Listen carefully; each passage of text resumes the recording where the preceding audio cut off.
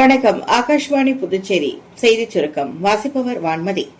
அங்கோலாவின் 50வது சுதந்திர தினத்தை முன்னிட்டு லுவாண்டாவில் இருப்பதில் மிகவும் மகிழ்ச்சி அடைவதாக குடியரசுத் தலைவர் திருமதி திரௌபதி முர்மு விடுத்துள்ள செய்திக்குறிப்பில் தெரிவித்துள்ளார். இரு நாடுகளும் 40 ஆண்டுகால உறவுகளை கொண்டாடுவதில் இருதரப்பு உறவுக்கு இது ஒரு முக்கியமான ஆண்டு என்று அவர் கூறினார்.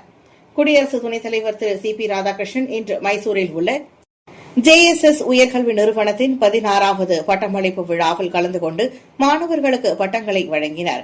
மாணவர்கள் இடைவிடாமல் அர்ப்பணிப்புடன் கடினமாக உழைக்க வேண்டும் என்றும் வெகுமதிகளை பற்றி சிந்திக்காமல் கடமையாற்ற வேண்டும் என்றும் அவர் கேட்டுக் கொண்டார்.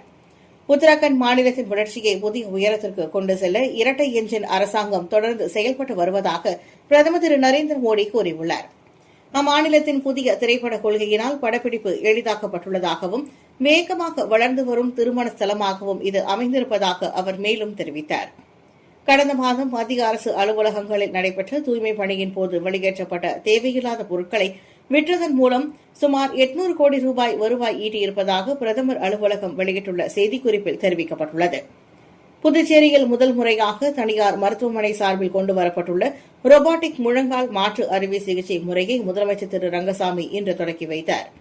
புதுச்சேரி ஒரு சிறிய மாநிலமாக இருந்தாலும் பெரிய அளவிலான மருத்துவ வசதிகளை கொண்டுள்ளது மகிழ்ச்சி அளிப்பதாக அவர் பெருமிதம் தெரிவித்துள்ளார். தமிழ்நாடு சீருடை பணியாளர் தேர்வு வாரியம் நடத்தும் 2ஆம் நிலை காவலர், சிறை காவலர் மற்றும் தீயணைப்பு பணியிடங்களுக்கான எழுத்துத் தேர்வு இன்று தமிழகத்தின் 45 மையங்களில் நடைபெற்றது.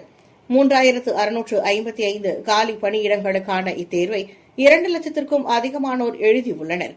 இத்துடன் இந்த செய்திச் சுருக்கம் நிறைவு பெறுகிறது.